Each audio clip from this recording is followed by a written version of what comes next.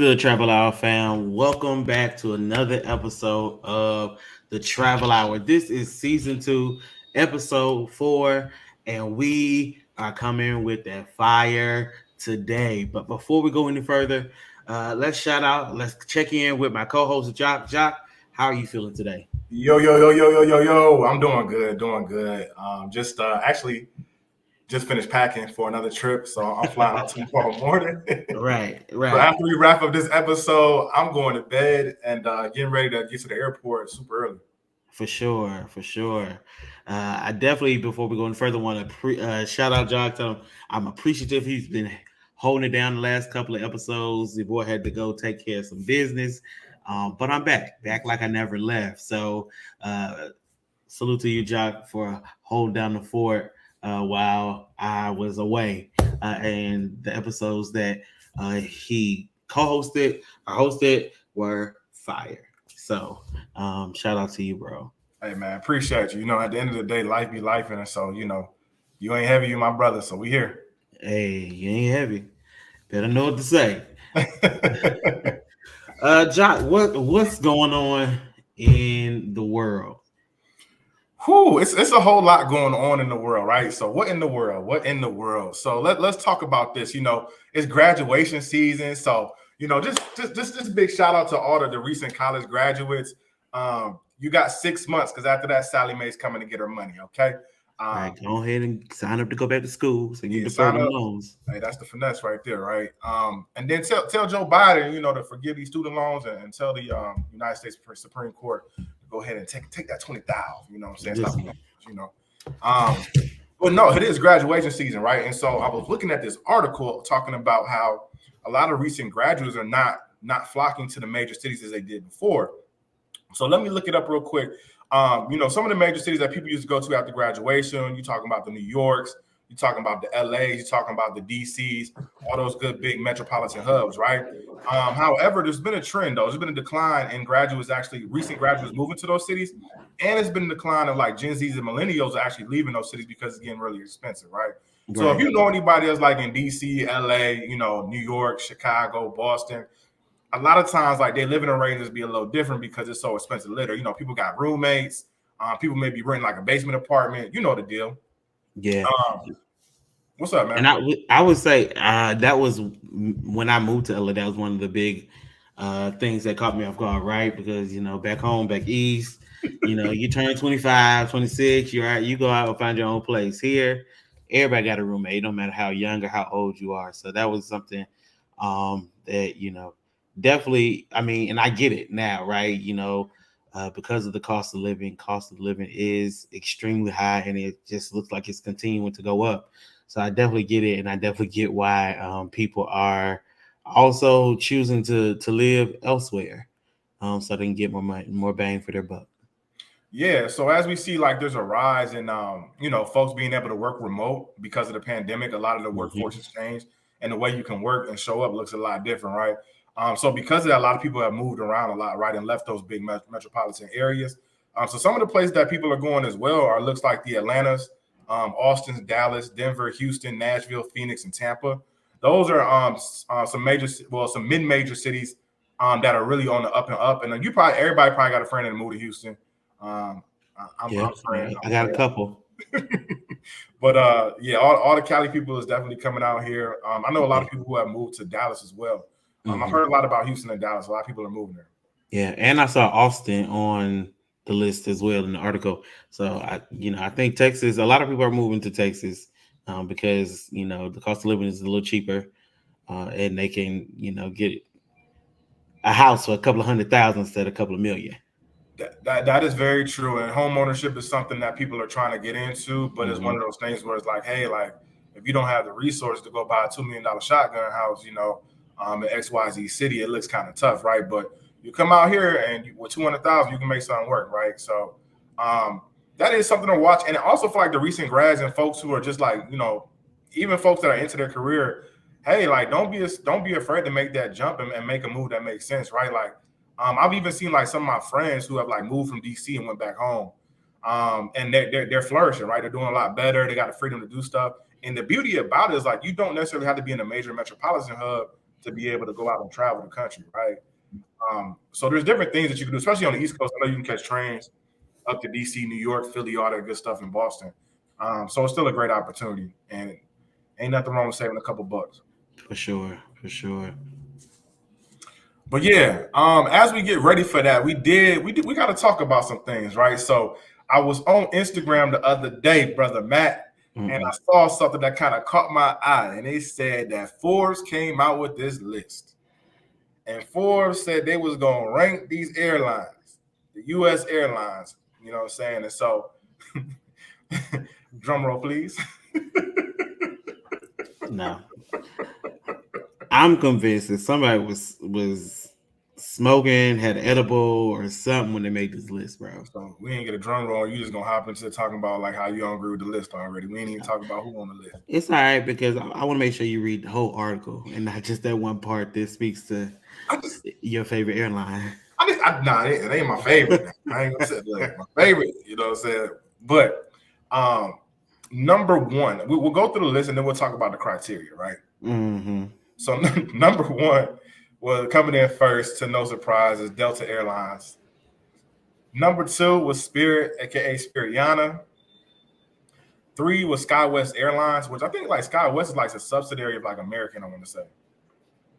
I think they're like a subsidiary line. I need to research that. Number 4 was United. 5 was Alaska. 6 was Hawaiian. 7 was JetBlue. 8 was Envoy. Ain't never heard of them. And then 9 was American. 10 Frontier, and then 11 Southwest. So I think we can agree on number 1, right?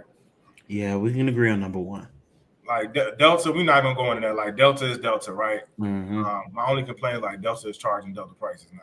Yeah, they are. Number 2 is Spirit. And so I want to look at the criteria real quick, right? They said that Spirit was a surprise, right? Although it's the most affordable, they said they weren't expecting Spirit Airlines to do so well.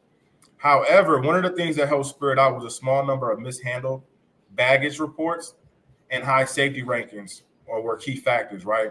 Now, if we're talking about safety and then we're talking about baggage claims, well, we know a lot of folks don't check bags with Spirit. Right. So that I think that helped them a lot. And then 2, with the safety piece, a lot of people don't fly them, so I'm lying, they do. But the I will say this, so that the fleet, you know, that Spirit only flies the Airbus, I think it's a 320. Mm-hmm. That's their whole fleet, and it's one of the safest planes on the market right now, right? For sure. You know, some folks just find some other new stuff that came out, and they be having to ground on planes, and so I think that hurt a lot of people. With that being said, right? Mm-hmm. Now, what I will say about Spirit when it comes to that, I would say, okay, yeah, that makes a lot of sense. Like, it is affordable. It's point A to point B, right? And then, like, you know what I'm saying, the safety thing with the fleet that they only fly one plane, it makes sense, right? But we know definitely that Spirit is not perfect. Well, I mean, I will say that I'm very biased, and I've never flown Spirit, and so I can't speak from a perspective of I've flown Spirit and I've had that experience, and it was good or bad. It's just not my preferred airline.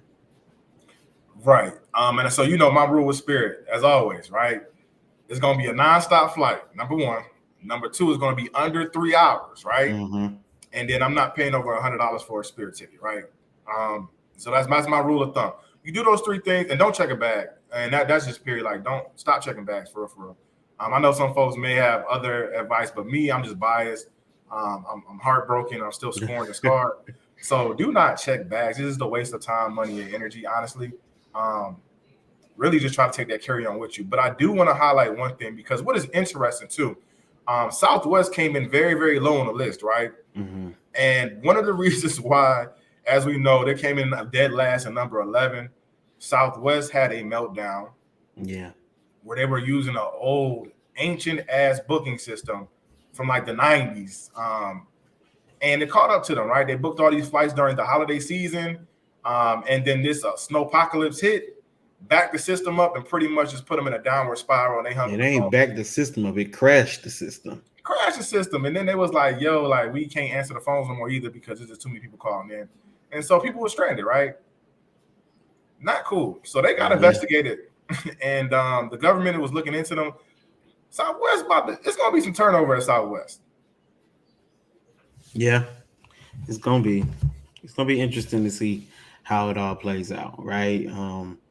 Because I think I mentioned before, I had a lot of friends who got caught up in that whole debacle during the holiday seasons, and how just trying to see how they were navigating. I think we had a conference or something in Chicago in December. I didn't go, but a lot of my friends did go, and so getting back home for them was a nightmare. And some of them still, trying to get their money back and all the other stuff.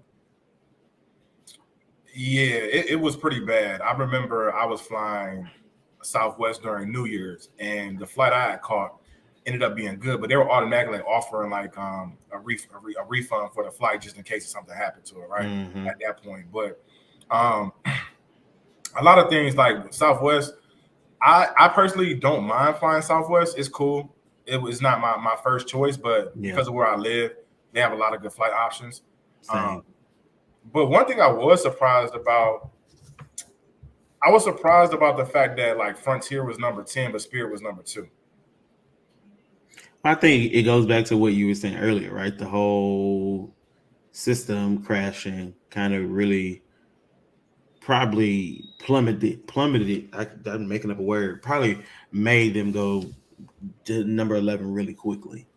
Now, if the whole thing in December may not have happened, would it still be at 11? That'd be the question. That is a good point. That is a good point because there's also some other like categories that the airlines were ranked on. And so the most reliable airline was Delta. Hmm. And then you had the most comfortable airline, which came in with JetBlue. And special shout out to JetBlue. I believe they could have been a lot higher on this list. JetBlue has the most legroom in economy, period. And I'm talking about me sitting at 6'5". Like, I don't have any issues on Yeah. the JetBlue flight if I'm flying economy with them, right? And then also, like, they also, all their planes have screens on them, right? So you can go in there, watch the movies and everything like that. And free Wi-Fi, right? The free Wi Fi, man. When I flew to London, that was a game changer. Like, you could do everything you need to do on the plane, bro. Hmm. Shout out to JetBlue. I Shout haven't out. had a bad experience with JetBlue, so they're good in my book. I rock with JetBlue. If you get a chance to fly them, I encourage you to do so. The only thing is that they don't have that many hubs on the West Coast, so the routes might be limited. But for the most part, if you route through the East Coast somewhere, like JetBlue is pretty solid. For sure. But yeah, as we talk about flying and getting around, one of the things we do know is that summer is officially here, right? Because this week is Memorial Day weekend. And so the weekend, Memorial Day weekend, is definitely loading. And the U.S. is expecting over 42 million Americans to be traveling this year. So that is up from what it was last year. And so if you plan on traveling for Memorial Day weekend, at this point, your flight should already be booked. If you're driving, though, one of the things you want to keep in mind is that they do expect more folks to be driving this year. It's actually 11% folks travel here. So give yourself if you can. Get out there a little early. Make sure you gas up the night before, and really just take your time on the road because there's gonna be a lot of folks out there. You know, when folks be traveling, you know how that go with the road rage or just being in traffic, especially when you're traveling with people too. Um, so yes, summer is officially here. It is Memorial Day weekend. I hope y'all be safe on the road, the plane, trains, automobiles, however you may choose to travel over this holiday weekend. But we're gonna have a good summer this year, y'all, and I'm excited for it. Matt, you got any plans for Memorial Day? I don't have a lot of plans. Of course, I'm going to kind of probably get stuck in the traffic. Driving from up north back down to LA. But hopefully it won't be too bad. But only thing I really have planned for Memorial Day is to gather and kick it with some friends. Catch up. We're gonna throw some stuff on the grill. Maybe walk over to the beach. Really just like cool out. You got any plans? Just throw that in casually, right? Just walk to the beach, right? Yeah, just walk to the beach. Yeah. So where I live at, it's about a 45-minute ride to the beach, and the water ain't blue. Uh, but y'all in Long Yeah, I'm Beach, not getting. y'all. I'm not getting in that water. Nah, I'm not getting in that either. I haven't been Barely down there getting yet. the water here in California. So Yeah, nah. It's good to go sit out at the beach and hang with friends, bring a cooler, you know. But as far as getting in the water, not where I live at. I have to go to another beach. More so like going down towards Orange County. The good old OC. Yeah, the beaches are a little better. People a little questionable, but the beaches are better. No, I got you. I got you. Definitely, definitely a good vibe down there. Yeah, I gotta make a trip out to the West Coast. I haven't been. I don't think. Oh, I haven't been this year. Um, but I definitely got to get out to the West Coast. Definitely always a vibe. yeah. But You it's got to all, come during the summer months. yeah, I don't think I've done a summer trip. Every time I think I've Mhm. gone, it's like either like fall or winter. Yep. So definitely got to come out here during the what am I saying?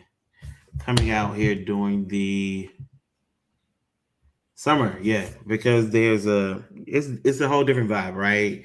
And then you got your different pockets of LA. So, you got LA, you got Santa Monica, you got Venice, you got uh Pasadena, you got Long Beach. It's so much to do, right? Hollywood, West Hollywood, North Hollywood, and then you got the Valley. So it's so many different pockets. Something always going on. And it's just a vibe for real. Yeah, it's a vibe. Yeah, and that's funny because I know we both are summer babies, so we both have summer birthdays, and Yeah, so I definitely I gotta get out to the West Coast. I gotta get out there during the summertime. I know I will be hitting up Cabo for my birthday, so I'll be out there on the Baja Peninsula. That's California, I guess. yes, sir. Well, Uh, it's the West Coast. It's the West Coast of Mexico. yeah, It's definitely a different vibe from like your Cancun and Tulum, but it gives you very much West Coast. definitely. I always love like how you got like the palm trees, the mountains, and then the water as well. Like that's Hmm. it's just really like it's something that's very niche about the West Coast that you just know like okay, this is West Coast. Yeah, I just say it's just brighter. That's how I describe it. Yeah, definitely. It I definitely think yeah. because it's more open, right? A lot of less trees, and so it's just brighter. But yeah, man. So yeah, looking forward to Memorial Day. That's gonna be fun. Looking forward to whatever the summer has in store. I haven't really behind the curve with solidifying plans and all that good stuff, but we're gonna make it work. I'm gonna throw something on the calendar. Definitely may hit up Dallas this summer for the convention for Alpha. So looking forward to that. And then I think the latter part of the year is probably gonna be where I ramp up my travels. Yeah, definitely. I think one of the things I want to focus on this summer um, is to really just explore my city because I'm always going somewhere, and but whether it's work travel, whether it's personal travel, I really haven't gotten a chance to explore the city like I want to. And there's a lot always going on here, and I told myself I'm going to do that because I know I was talking to my grandmother the other day, and she was like, "Boy," she said, "Do you sure you live in Houston?" I'm like, "Yeah, Say every grandma." time I look, you gone. Exactly. And she was right. She was right because I had some people come in town last weekend and they like asked me about this. I'm like, bro, I don't know where that's at. I was like, Right. first of all, there's a million restaurants in Houston and there's 2 million of them on TikTok. So, and Houston's really big and spread out. And so I was like, I really want to take some time this summer to really just spread my wings, explore the city, see what's up. So I like doing different stuff, right? Like, I'm a history buff, so I like going to museums. I also like going to different things at like festivals and stuff like that, chill, laid back stuff. I'm 30 plus crew, so like all the rah rah, my All boy, right, right. 9 p.m. don't hit the same for me no more, man. Listen, 9 p.m. I'll be like, all right, y'all. I'm ready to go ahead and lay it down. Ready to throw on a movie, grab a book, and call it a night. So I Yeah, if we can't. if we ain't got no plans before 9 p.m., it's a 90% chance I'm not gonna Yeah, definitely. And that's one thing, like living in LA just taught me that, well, because of traffic, right? You can't call me an hour before and say, oh, meet me here. um, that that's just not gonna work, right? Because first of all, it's gonna take me an hour to get wherever y'all are meeting. On top of having to get ready and all that stuff. So everybody know, look, we gotta plan meeting up like we plan doctor's appointments. Put it in my calendar so that way I know what's happening throughout the day, how to prepare the rest of my day. If I need to run errands, I need to do that earlier in the day. Need to come home, take a nap, so I can be ready for the evening festivities. Gotta have that nap. Gotta have it. Yeah. Gotta have it, bro. Well, but let's get into our episode for today. I'm gonna let Jock introduce our guest. We're excited to have our guest, and so we look forward to the conversation that we're going to have. I think it's gonna be really, really, really, really, really dope. Yeah, definitely.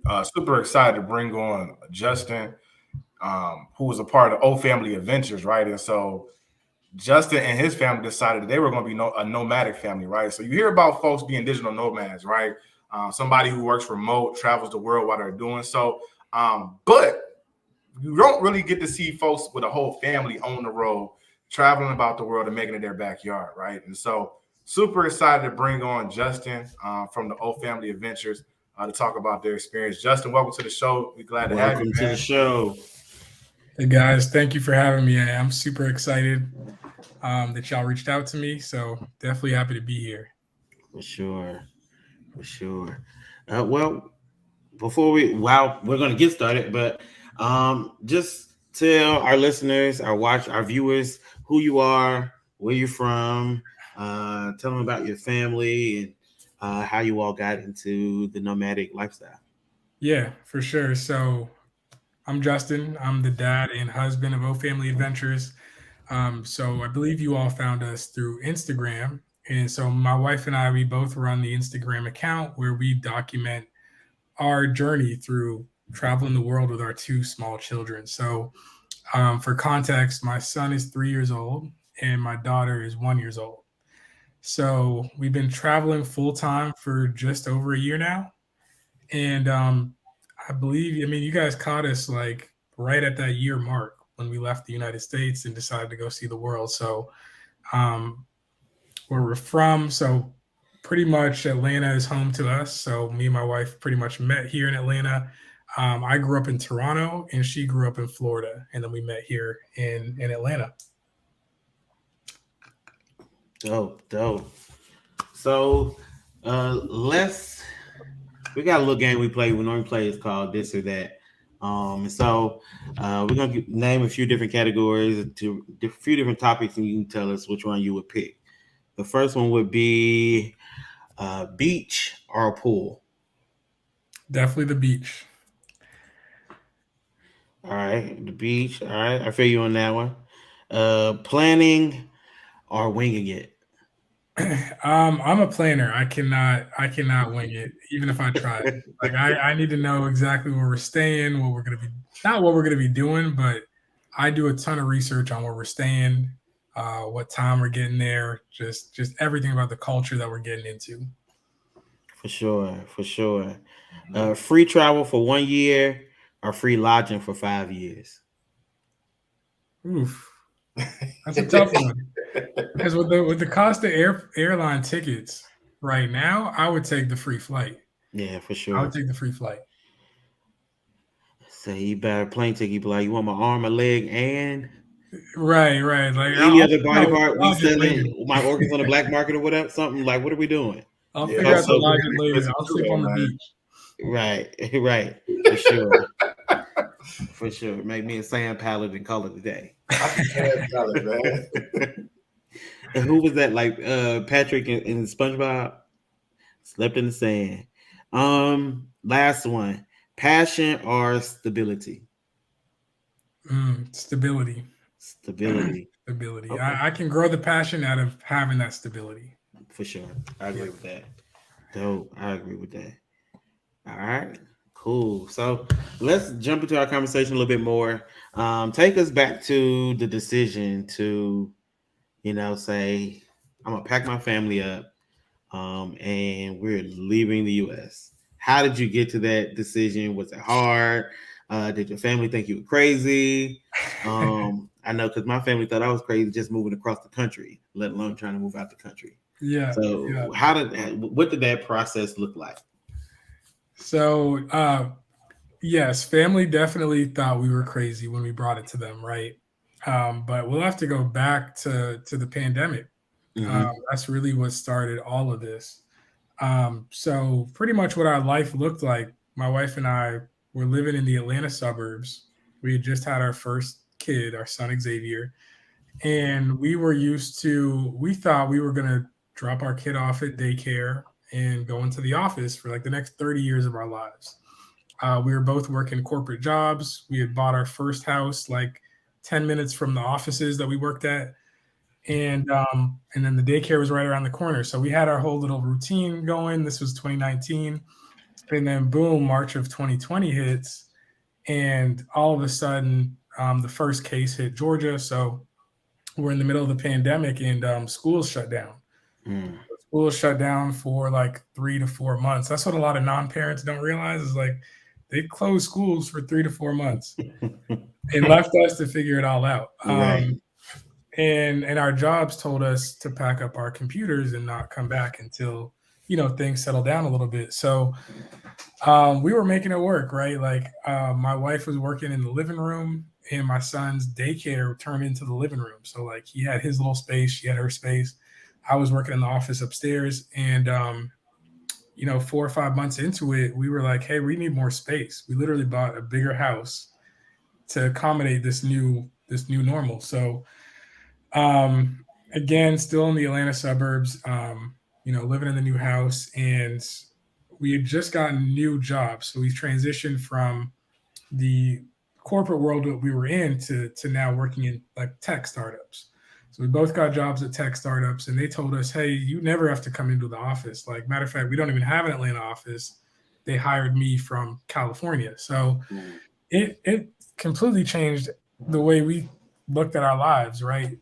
And when travel finally opened back up, me and my wife booked a trip. We went to Aruba, and we were like, we need a trip. We left our son with the grandparents and went on down to Aruba, and we're sitting on one of the most beautiful beaches that I've ever seen in my life. And I was just thinking to ourselves, like, how do we do this more often? Like, how could we afford to travel more than just once a year? You know what I mean? Outside of our PTO. And that's when the brainstorming started to happen. Like just thinking through the fact that we work remotely now, we can literally take these trips as we please. It's just the financial aspect of it. How do you afford to Mm. do that? And we started looking into more content creators. We wanted to see what other people were doing, either on Instagram or YouTube or TikTok. How are these influencers able to travel and move around and go see, Paris on Tuesday and then be in the Maldives on Wednesday, right? So, so we dove deep into it, and we, like you said in the beginning, Jock, like we never saw any black families doing this. Like you may see white creators maybe take their kids on more adventures and trips, or you may see, black singles, black couples, but you never really see black families that have a kid doing this. So that's when the idea started to spin in our mind of like, if we did decide to do this, like we can kind of pave the way and share our experience a little bit. So fast forward, that was in October of 2021. So by January of 2022, we started really putting a plan together. And I thought this would be maybe like a 5-year plan as our kid gets older. And by then we had our second baby on the way. And my wife was very much a pusher. She's like, nah, we can do this. We could do this sooner than that. We could do this in the next year or so. So that's kind of where we butt heads a little bit. I wanted to wait, slow down, plan it out, and she was like, no, like let's go, let's go. Now's the time. And I would say the biggest motivator for pushing the move in 2022 was the Atlanta housing market just went crazy.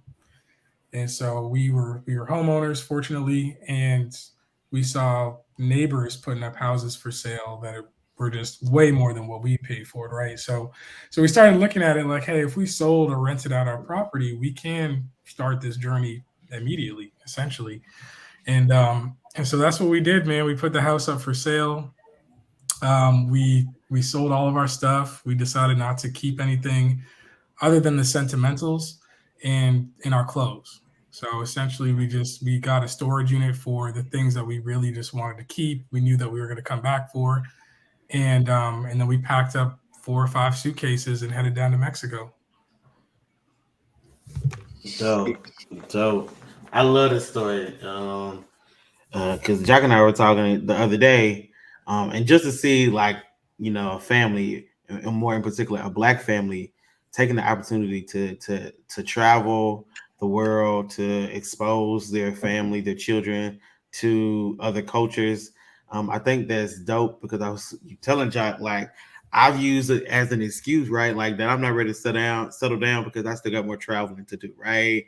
And so just to see that traveling with a family, living abroad with a family, it can work, as long as you set yourself up for it to succeed. So I definitely think that's like super dope. And yeah, man, that's dope. That's dope. Yeah, I appreciate it. I mean, yeah, the thing is, you can always travel, with your kids, no matter what age they are. It just takes a lot more planning. So I Right. tell people, if you don't have kids yet, take the big trips before you have kids. Go to Thailand, go to Japan, go to, Africa, Hmm. because it's going to take a lot of planning once the kids get there. For sure. For sure. Wow. This is dope. I'm just kind of like just in shock. I'm in awe still because it's like, um, as you said before, like we didn't see anybody doing what you were doing, right? And Mhm. so when we look at like seeing the family move around and be in these different places, I'm like, because I'm not gonna lie to you, like when I'm in the airport, like I get anxiety just seeing like little kids running around the airport. That's enough for me. I'm like, ooh, I'm not ready yet, right? Or you see like the kids like trying to sit still on a 4 hour flight, and I'm like, ooh, this is tough, right? So, but you guys are not only just making it happen, but you're doing it, with the family and moving around and making it work. And I think that's super dope and that's super commendable because one of the other things we look at too, right, is that a lot of millennials look at it and say, hey, like I'm not going to travel because now I have a family and I must be, permanently placed in this where I'm at, right? But you all have found a way to make that work, and I think that's awesome. But what you said was that obviously, there's a lot more planning that goes into the execution of moving around like this. So, can you talk to us about like what does it look like, as the husband of the old family, right?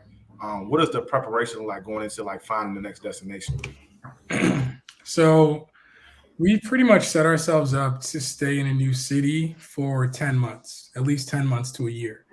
We want to be able to give our kids time to adjust. We want to be able to adjust, be able to work in that time zone. So we do a little bit of like slow travel compared to other nomads who are moving every 2 months, every month.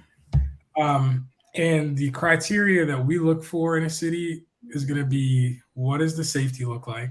For me, number one is, as a dad and as a husband, I want to make sure my family is safe, that we're not, walking into anything crazy.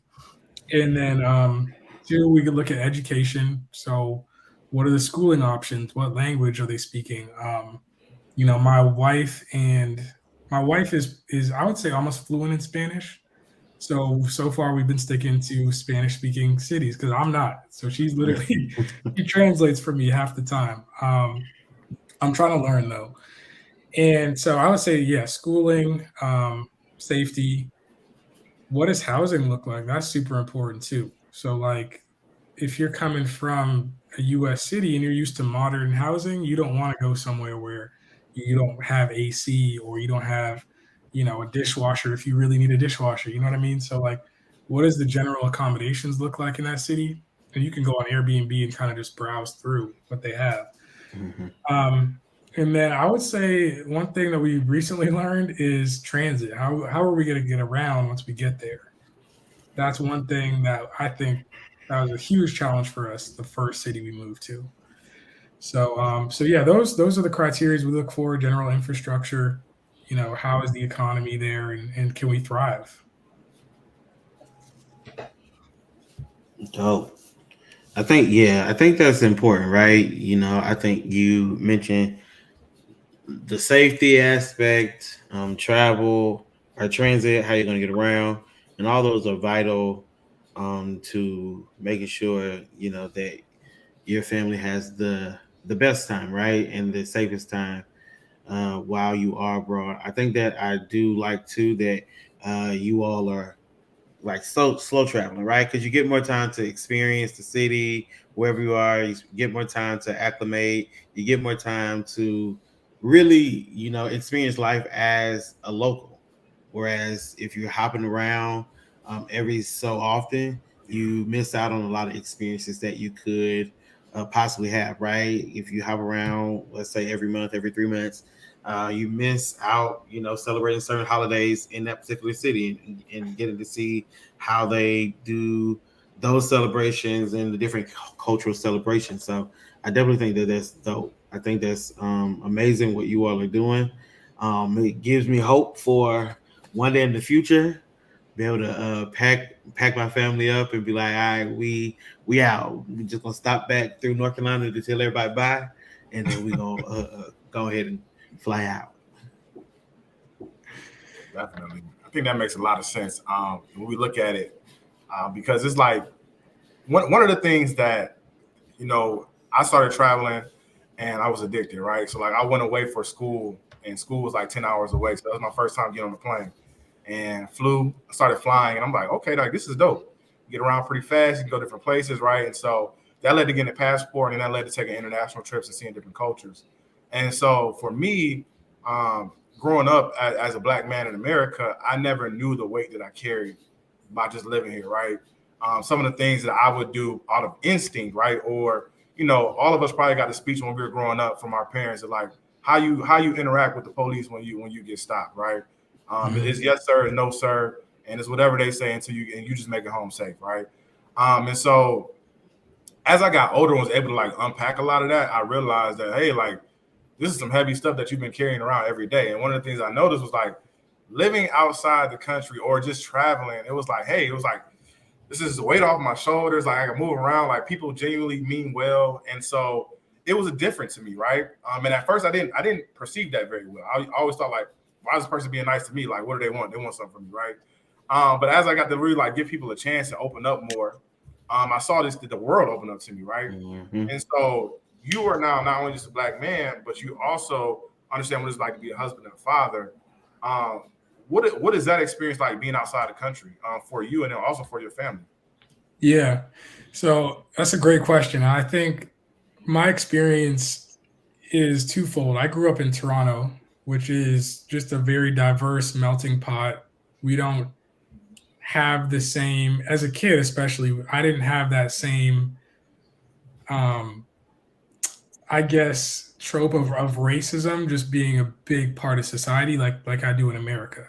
Mhm. But I moved to the South. I moved to Atlanta when I was going into high school, and that's when it hit me. It hit me very quickly. Like I realized how segregated a lot of like the South really is. Like to this day, white people hang out with white people, black people, Asian, etc. And it's just very. It's not what I was used to, especially growing up in Toronto.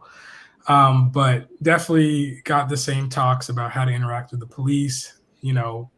What how you should carry yourself when you're around white spaces versus black spaces. So I got all those lessons very quickly. And what I've learned from traveling is, yeah, a lot of that just falls off when you leave the country.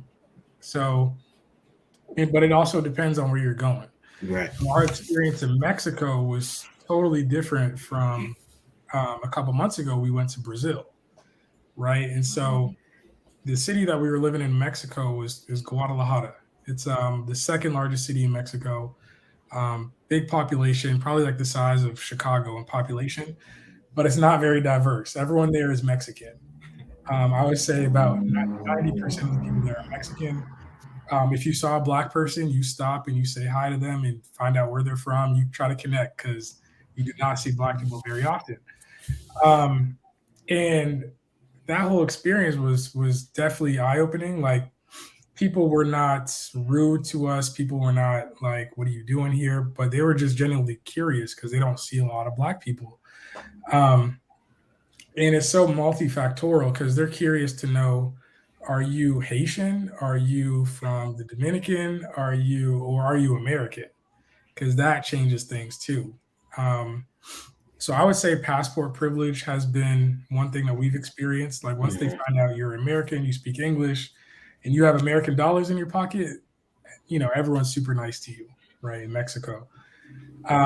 But on the flip side of that, it's like people are going to stare, people are going to ask questions, and if you have kids, one thing that would really aggravate me when we first got to Mexico is people would ask if they could touch my daughter's hair, if they can like really, come and like just kind of examine my kids a little bit. And I don't think it came off as it wasn't like they were trying to be disrespectful, but they were genuinely curious, and you have to like teach them, like, no, we don't like our hair touched or played with, like we're not, you know, pets in that sort of way.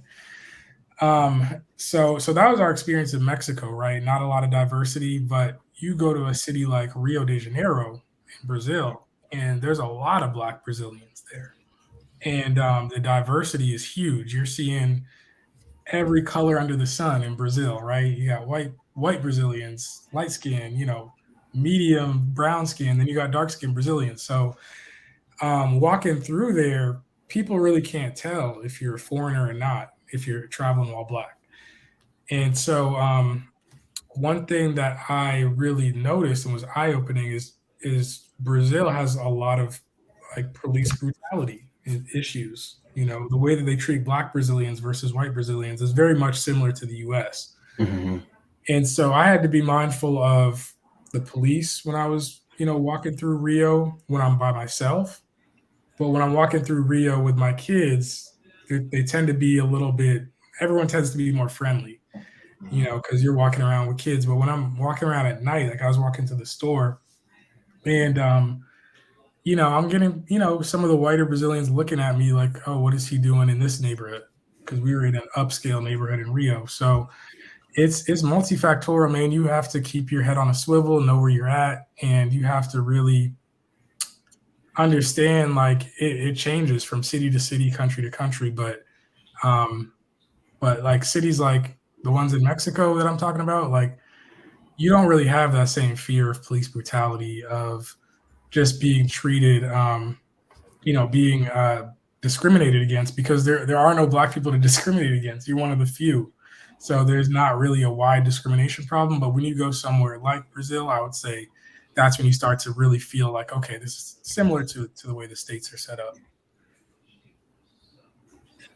Yeah, that's some interesting perspective. Because I know that Brazil actually has the largest black population outside of Africa, right? Hmm. And so, of course, that good old Mid Atlantic slave trade, Brazil was one of the major stops over there. And one of the things about Brazil that's interesting too is that they never had a per se civil rights movement. So a lot of the racism that a lot of our darker brothers and sisters over there experience hasn't really been addressed by the actual government itself. So there's not like laws in place to actually help them, navigate through society and actually come up in the social, and society standards. And so it's still tough over there. So definitely haven't been to Brazil yet. It's on the list. But I definitely appreciate you for providing that perspective, because it's super helpful to really put things in perspective, because like, black people are all over the world. And it's always interesting to see the stories of how we got there, right? Because, like my grandparents, well, my ancestors didn't start off in America, right? Right. They got here somehow, some way, right? Right. Yeah. And I'll add to this, like with Rio, having that experience in Rio it's like you got to take the good with the bad, right? Like it Mhm. felt great being around so many black people of color after just leaving somewhere where there are no black people. And on the flip, and then also a great addition to Rio is that it was one of the most kid friendly places I had ever been. Like kids are just kind of running through the street. There are parks set up, very easy to get around. But yeah, on the flip side, like you said, racism and anti-blackness is definitely prominent there, and they, that's just part of it.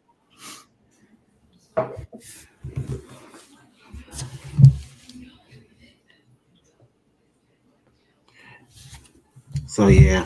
Um, what would you say you and your family's favorite spot has been so far? So, I mean, I'm still on a high from Rio de Janeiro. Like Okay. I was ready to move immediately. We spent a month in Rio, Mm-hmm. and we wanted to see more of Brazil, but like the kids with no childcare, we were just there on a scouting trip, so we had no childcare, and it wasn't sustainable to stay there longer than a month. But I really love the vibe in Rio. Other favorite place I would say is my old stomping grounds, Playa del Carmen, Mexico. Like Hey, that whole strip from Playa to Tulum, Mm-hmm. the vibe there is just it's magical for real. Oh, oh yeah. We went to what Playa del Carmen. Was it back in last year, 2022? yeah, October. Yeah. yep. It was definitely a vibe, and then hop down to Tulum. So it's definitely a vibe over there. Yeah, I haven't been to Rio yet, so that's on my list. And I want to experience as much as I can, right? So I want to experience the Black Brazilians and all the places that they hang out, and then also see all the wonderful sights. What were some of your favorite sites in Rio? Yeah, so we did the stairs. I cannot pronounce it. I'll butcher it, but where they shot the beautiful music video, Snoop Dogg and Mhm. Pharrell. Mm-hmm. One of my favorite sites was definitely that little area because like the town is just super dope, like very colonial, old school. A lot of black people there. So I would say that, and then of course Christ the Redeemer is just an experience. Oh Like yeah. it's I didn't even really think about it before I went, but it's sitting on top of a giant hill, like mountain, right? So you actually have to take a bus to get all the way to the top.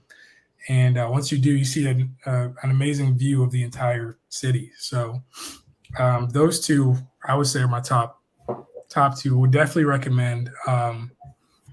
Rio. I just can't get enough of it. Like the vibe, the people, the food. It was an amazing experience. Yo, what's the food like in Rio? What's Brazilian food like? So they eat a lot of they eat a lot of meat. It's very meat heavy. So like steaks, pork.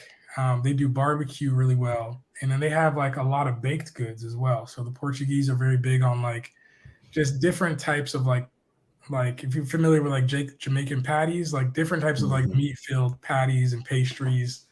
Um, and some of their staples is like what is it called? Acai. So I guess acai grows there naturally. So like you'll find acai like ice cream pretty much everywhere on every corner. So yeah, the food was 10 out of 10. Did not disappoint. Oh, we giving it a 10 out of 10. Okay, okay. Uh, So Yeah. I gotta definitely get over there and get an yeah, original that's acai screaming very bowl. much food tour. I'm ready. I'm Okay. ready. I'm ready. So, as a nomadic family, right? And you being able to share this experience with your wife, with your children, what's something that you want your children to glean from this experience? And why do you think it's so important to expose children, but more specifically, Black children, to international travel? Yeah. So I really want my kids to like really internalize that there is nowhere in the world that they cannot go. I want them to see the world as in any opportunity as big as they can imagine.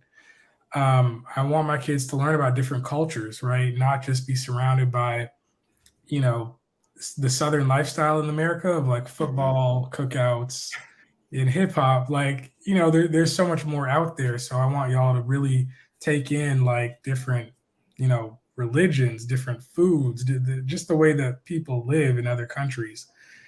So I would say those are the biggest takeaways, and being able to just see the world through their eyes has been one of the best gifts that I've been given. You know what I mean? Like you're going to different countries, and you're seeing different animals that you've never even seen before, and your son is like, "What is that?" And we're both looking it up together. Like I've never Mm-hmm. seen one of these little, I don't know, carachubas or whatever it is. So like, Right. so yeah, I would say it's important for Black kids to get out there, to really just realize, even like from down to like the traveling experience, right? Like we flew first class or business class during one of our trips, and I want my kids to really feel like, hey, we belong here. Like we can fly business class. We can have these amazing experiences and, you know, just like everybody else.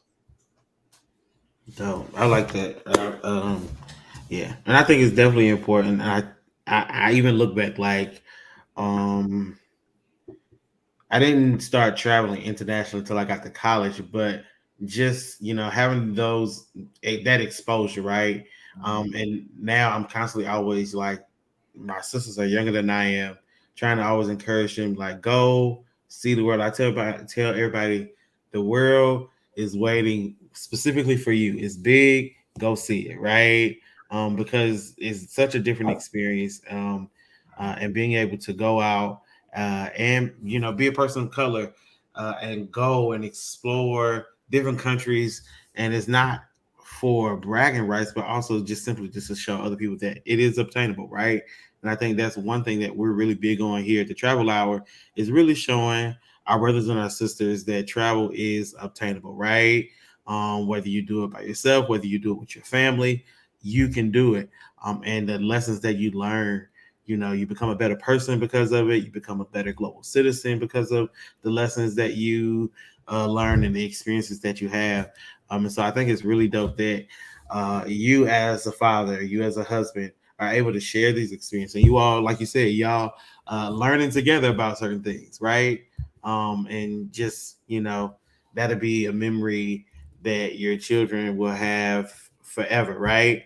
And yeah, I think it's dope. So, speaking of memories, what is one of your most memorable family travel moments? All right. I hold on. You need to give me a minute for this one. um, I feel like I keep giving y'all different cities that we've been to, but this past year we went all out on travel. Mm-hmm. So I would say Morocco, man. We went out to Marrakesh, Morocco, and it was kind of like a last minute decision. We were in Spain. We visited like three different cities in Spain, and Morocco is right there. Like Mm-hmm. literally, you can get there for like $30 on Ryanair. It's like a 1 hour flight. So we went to Marrakesh, and we literally rode camels through the Atlas Mountains like on Christmas Day. So that's what we did on Christmas. The next day, my wife took my son up in a hot air balloon over like Marrakesh to see everything. I had to stay on the ground just because me and heights don't get along too well. And I was with the baby, right? I was with the baby too. Um, but I remember being in Marrakesh, man. Like some of the women like at the hot air balloon place were like, "I'll hold the baby. Like go up in the balloon. Like go live. Like don't worry, I got it." And I was like, "Nah, like I'll stay down here." But the people there were just so kind. You know what I mean? Like I think part of their society, the religious beliefs, like everyone there is just very spiritual. We were eating healthy. We were drinking tea every day. Like it was just an amazing experience for all of us. So I'm sure my son enjoyed the hot air balloon experience. But See, yeah, that's one he just gonna have to tell you about. yeah, he's just have to tell us if he remembers or not. Like he's 3 years old, but Yeah, we have the pictures and we have the videos to show him. dope, dope. Yeah, I he like probably. I see he probably got that from his mom. that.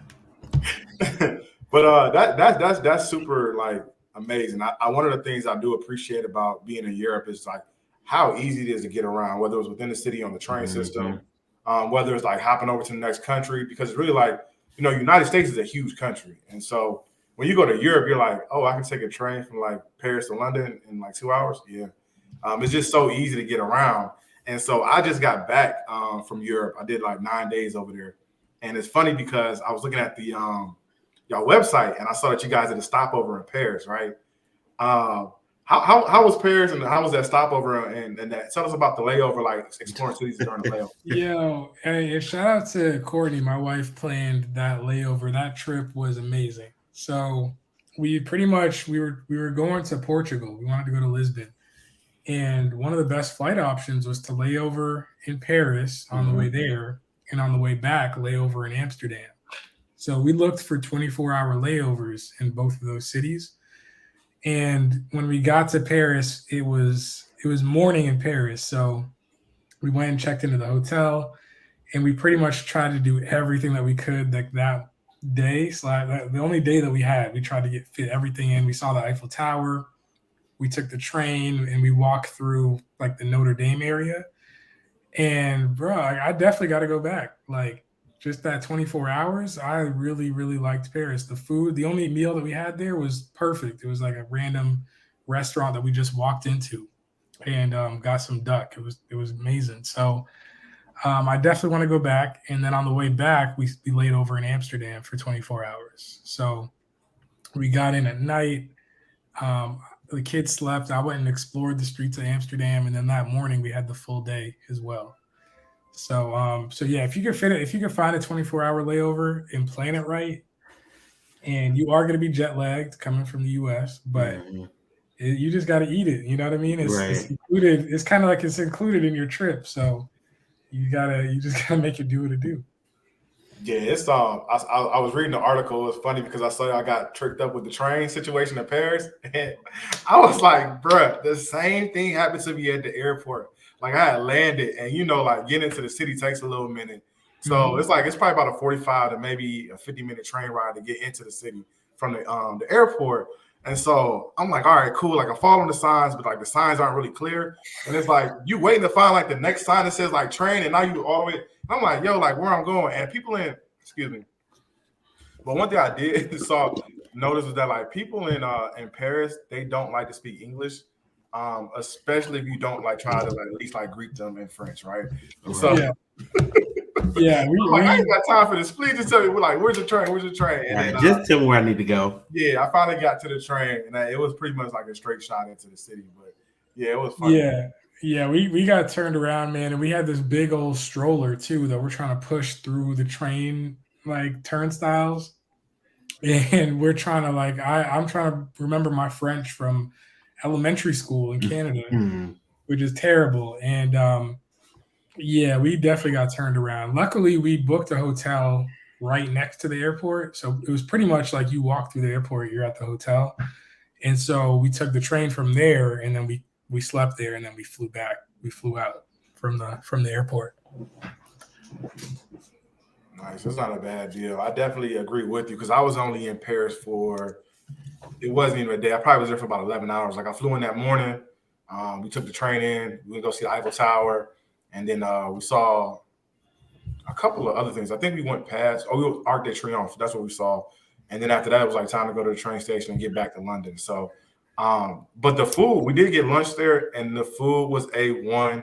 And also shout out, I got some Moet at the top of the Eiffel Tower. Did you guys go all the way to the top? Oh, for real? We didn't go to the top, man. We by the time we got there, my son fell asleep in the stroller. Oh, man. He didn't even see the Eiffel Tower. He probably was like, man, look, this ain't the hot air balloon. All right, cool. Nah, he's like, what is this rusty, piece of metal up here? But yeah, we did not go all the way up. The other thing that shocked me about Paris was just the amount of Black people. Like, yes. I was not expecting it. It was a great surprise, right? Like on the train, we're just seeing like I'm guessing, from some part of Africa, but like they have a great Black community, in Paris. Yeah, it definitely saw that on the train. Like it was certain stops too. We stopped. I'm like, it's the neighborhood because I see us. I'm like, we out here. I said, okay. So it was definitely a good experience, and I think that is one thing that it is super cool, like to get a bang for your buck. You guys really maximize the value of going across the pond, right? So it's like, hey, can we get an extra city in, hit it for a few hours? That's one thing that like Matt and I, when we travel across the pond, we try to get like a cheap city in, right? Get something in real quick. We definitely agree with you. Like we love Paris and Amsterdam. Shout out to the homie Axel at right. Deja Vu. Yeah, we went to Deja. Only hip hop bar in Amsterdam. And Axel likes to pour heavy, so we too heavy. Yeah, we made it home. We made it home that night. But yeah, I think that's super helpful is like how you guys break it down and continue to just move and navigate the world. I know that you said you got 2 young kids, and so as you like navigating through this thing, like what's next for y'all? So right now we're sitting in Atlanta at my parents' house, and we're resetting. Um, we want to stay somewhere for a year, and we did a scouting trip at the beginning of the year. We explored Brazil, we explored Colombia, and then we explored Spain as well as a potential option. So we want to stay somewhere for 12 months, and I really don't know which city it's going to be yet. We have to decide by July. Mm. So we like to stay somewhere Spanish speaking. Really settle there for a year and get to know the expat community, get to know the local community. We really want to get to Europe, man. Like we would love to get to Europe. And one of the challenges that we face about living in Europe is how do you work those hours? Yeah. So me and my wife both work in client facing remote jobs. So we are talking to clients all day and it has to be during business hours. So one of the challenges we're faced with is like, hey, we kind of have to stick to South America, Latin America on East Coast or Central time zones. And so Colombia, I think, is where we're leaning to stay for a year. So while we were in Colombia earlier this year, we went and saw Medellin and we saw Bogota for the first time. We do want to see Cartagena, we want to see Barranquilla, but there's plenty of time for that. So I do think Colombia, we are looking at for a 12-month stay. Man, that is one of my favorite cities in the world. Is whoo, like it's just so much going on in Colombia, and I don't think people understand because we talk. One of my good friends I met in South Florida. He's Colombian, and was talking to him, and of course, the things happen, with Pablo Escobar and the different, saying cartels and things like that. And so, yes, that was definitely a part of Colombian history, right? But people don't talk about the rebound that Colombia took after that phase was over with, Mhm. right? And so Matt's always like, bro, you going to Colombia again? Like, bro, I can't get enough of Medellin. Like, I just love going there, right? I'm going next time. Next time I'm going.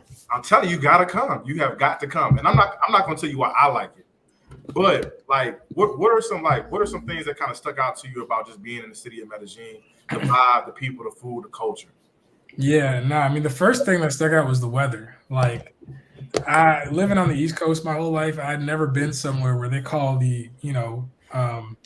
city of eternal spring. Like, the weather is literally perfect. It may rain here and there, but the sun shines, and then just the architecture. Like, how did y'all build this city on all these hills? Like, you have views from every part of the city. You know what I mean? Like, just rooftop, hills. And then once you leave the city, like, and you go to Guatape or you go take a day trip, you realize there's so much more beauty in it with the countryside too.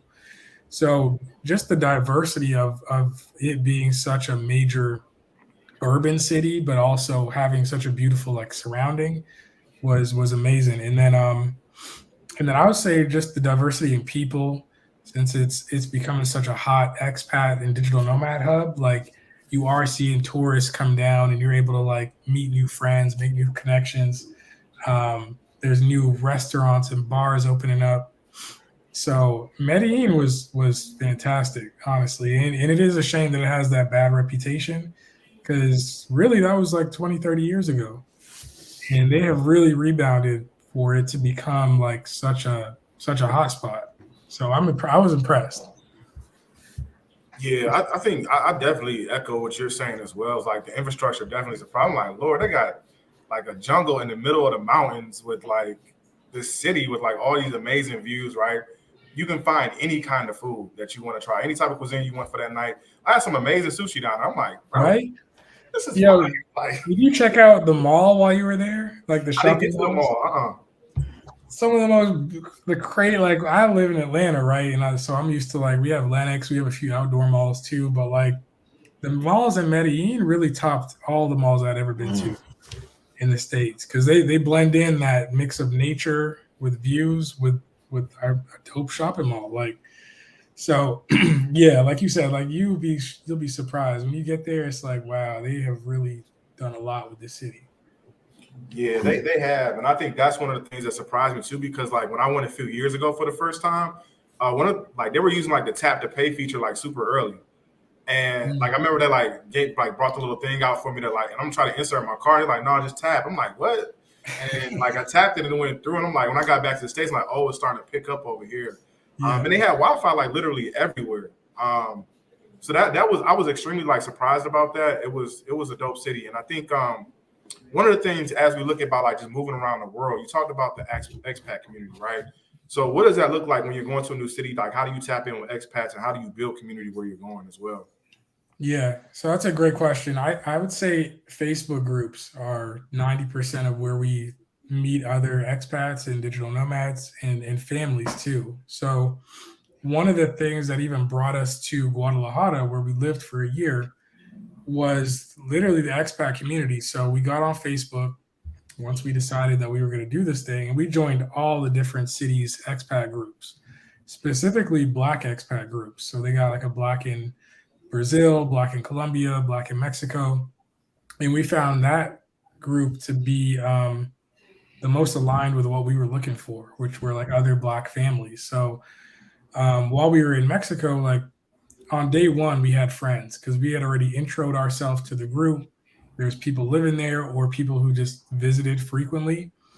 And some of them had kids the same age as our kids. So on day one, I remember we went to like a cookout that they were hosting for 4th of July. And we were able to just really meet everybody in that group. And they hosted monthly meetups too. So they may go bowling the next month, meet at a restaurant, have the kids meet up. And the coolest thing about that is like the 4 families that were in the group, we all sent our kids to the same school in Mexico. So like they all had each other in class. They were English speaking, and they had each other's backs. And so even outside of school, we'd all hang out. So they're definitely. I think you need community when you're choosing to live a lifestyle like this. So any questions that came up, like how do we find a realtor for an apartment? How do we do this? How do we do that? Like they're instantly giving us all the information before we even get there. So yeah, that's what we do, and it's been working for us. So I would definitely check out all the Facebook groups. Y'all heard it here. Check out the Facebook. Yeah, I've been hearing that's a lot. I've been hearing that a lot, right? Like traveling, check out Facebook groups because they really do come in handy. And you're able to meet people right before you actually meet them physically. So, yeah, Yeah. check And those not Facebook. even just for expats, like even if you're just a traveler, like shout out to Nomadness Tribe. I think Cultured Travels is another one, but they do a great job of just sharing information on like, hey, don't fly this airline because we just had da da da issue, or if you're gonna go here, don't stay at this hotel and it's kind of like a black guide for navigating travel. Oh, and what was those two groups again? My the biggest one that I know of is no madness, No no madness. man. Yeah, and that's more so for travelers to just be able to like bounce ideas off each other, give recommendations. Dope. Okay, dope. So after having this year of experience of living the nomadic life with your family, what advice would you give to that family who is considering taking the leap and moving abroad? The family and also the individual. What advice would you give to them to help them go ahead and make Yeah. that decision?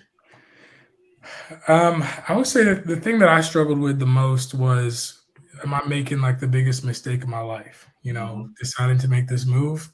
Am I going to lose everything?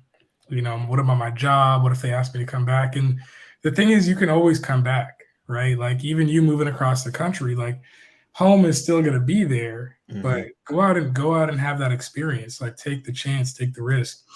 I'd say you're going to make mistakes along the way and you're going to learn from them because you do not want to make the same mistake twice. So, one of my biggest mistakes early on in this travel lifestyle was not bringing my work computer on one of my trips. I left it. Mm. I left it at home, and we had flew up to Toronto from Mexico just to visit family, and we were on the way back to Mexico, and of course something happened with our flight, right? And so I'm supposed to be back at work the next day, and I have all these meetings scheduled, and just don't have my computer. So I'm literally trying to see what I could do from my phone and messaging my manager and all that kind of stuff. And yeah, moral of the story, like Jock, don't check bags if you don't have to, and always bring your work computer and carry it on with you. So like I said, yeah, you're gonna make mistakes along the way.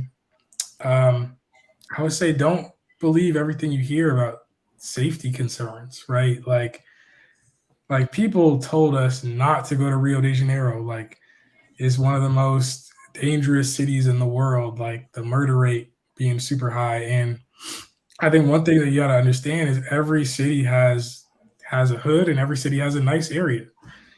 And so one thing that we do is we find where the nicest, most family friendly areas are, and we kind of stay away from the danger zone. So if you're coming to Atlanta, the north side is totally different from the south side. So like you can't be afraid of safety. Obviously, if there's a war going on, stay away. But like you can still get by, man. And Yeah, we're so happy we went to Rio. So yeah, in a nutshell, it's take the risk and plan it out. Take the time to really plan it out.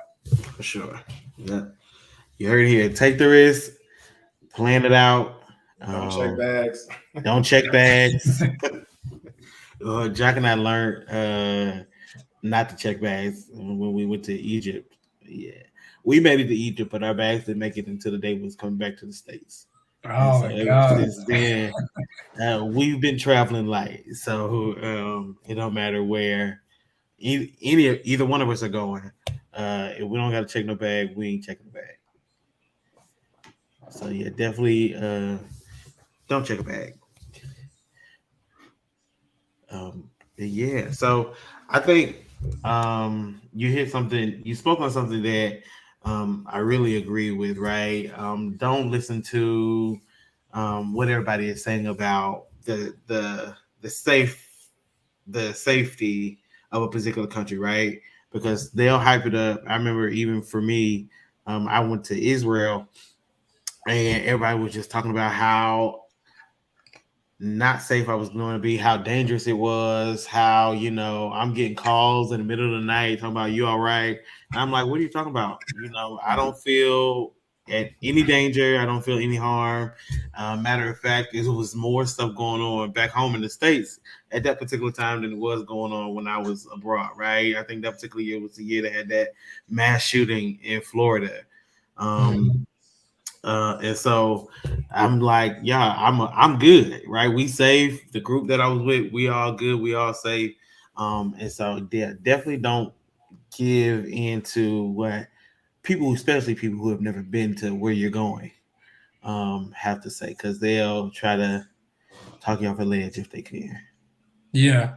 And I think a few weeks after we went to Mexico, they had the Texas school shooting where I think Mhm. the guy killed like 20 students. And I'll have to say, I mean, leaving the country, that's one thing we do not concern ourselves with is school shootings and even mass shootings in how regular it is in the US Right, versus right. other cities. They're like, you could be in South America, like they're not going to shoot up a school, you know? And so I think one thing people got to realize is, there is no guaranteed safety anywhere Mhm. you live or anywhere you go. Um, but you can prevent, the opportunity for someone to either harm you or be in harm's way, right? So, like I said, staying in the nicer part of the city, listen to what locals are telling you about that city, and realizing that when something does make the news, like Mexican cartel kidnapping somebody, like of course the America is going to report on it, but they're not going to report on all the good things that's going on in Exactly. Mexico.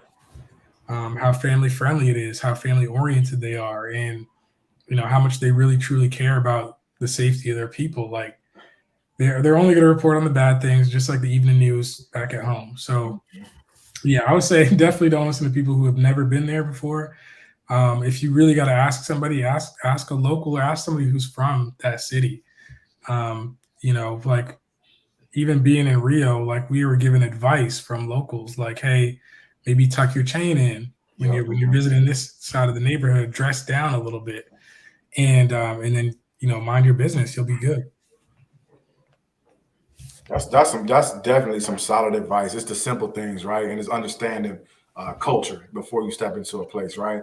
If you Mhm. go in there with all the designer on and your chain out, and you got the Mhm. jewelry on and the watch blanket and all this stuff that you really don't need, that's when you start to become a target. Right. So just being smart about that, and also understanding too.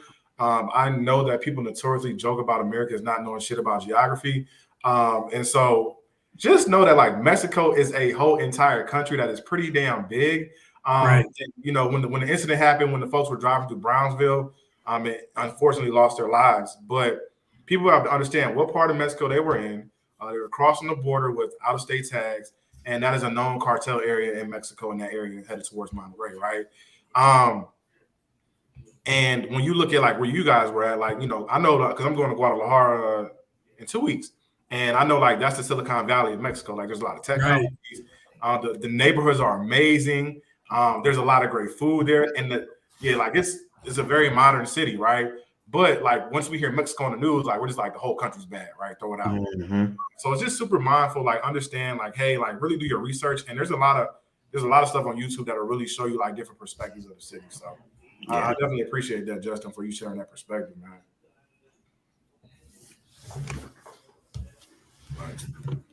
Yeah, I think this has been great. Like this is definitely I definitely enjoyed the conversation.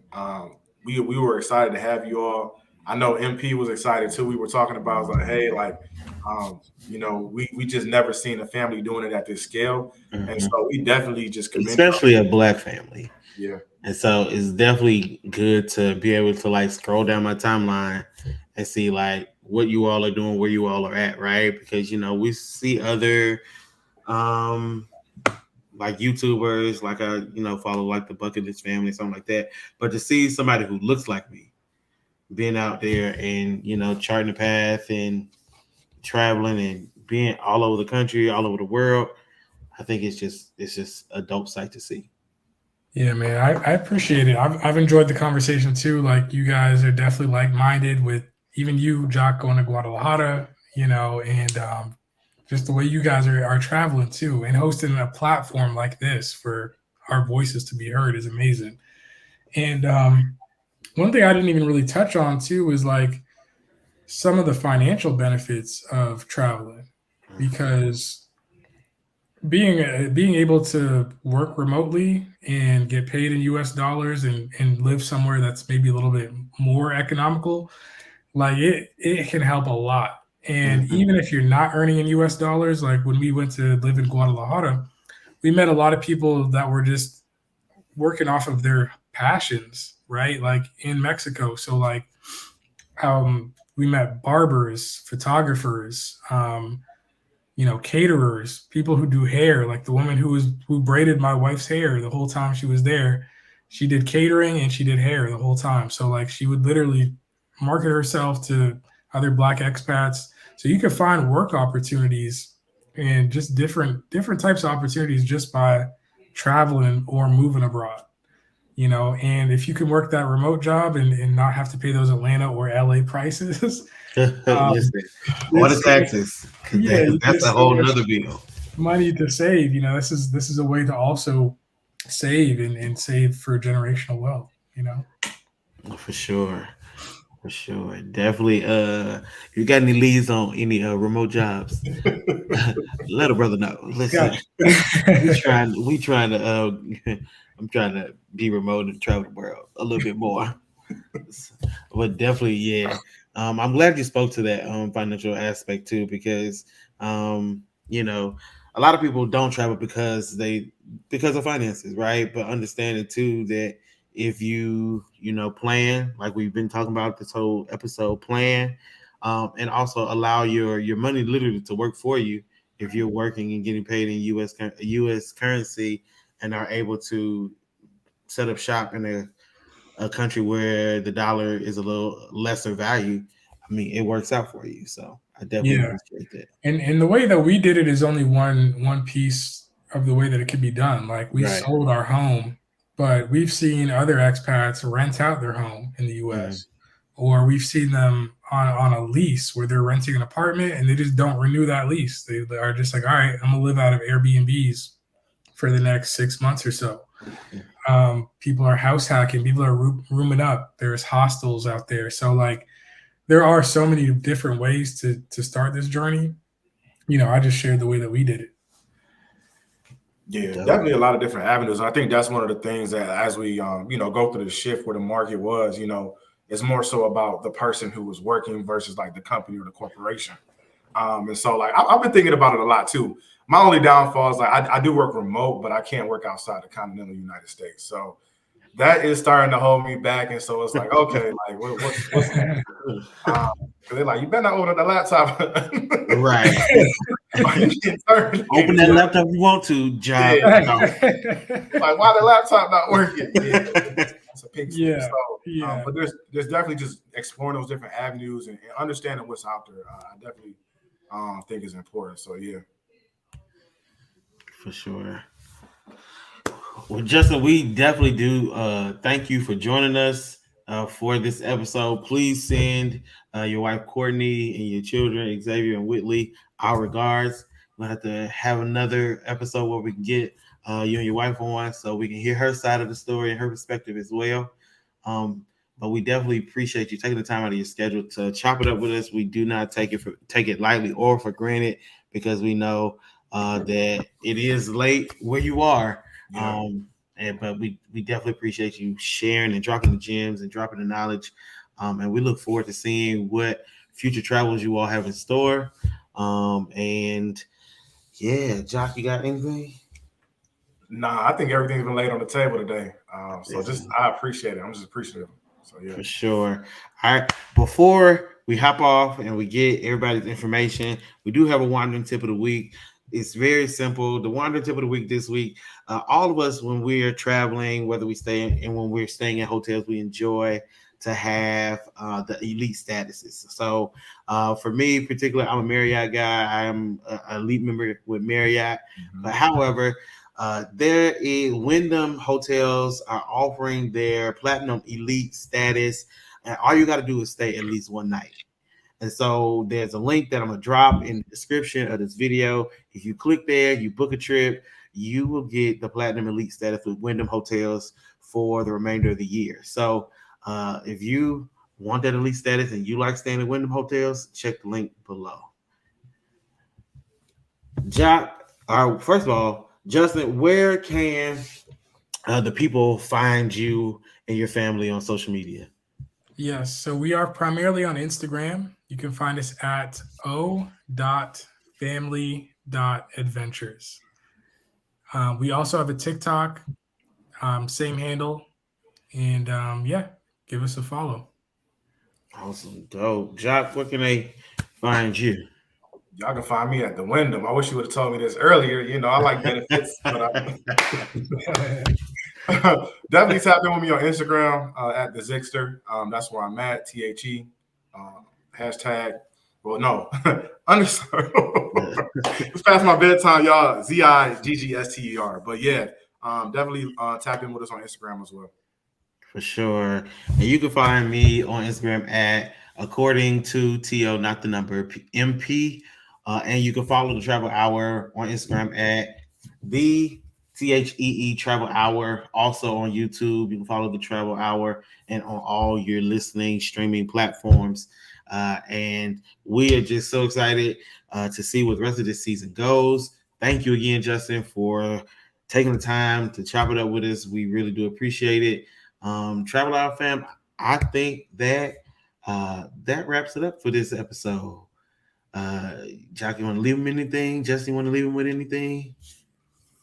I appreciate you all having me. I had a lot of fun on this episode. You guys brought a lot of insight. So yeah, I'm curious. I'm gonna keep following, seeing what adventures you guys take next. For sure, for sure. Well, without further ado, Travelhourljm fam, until next time, we are out.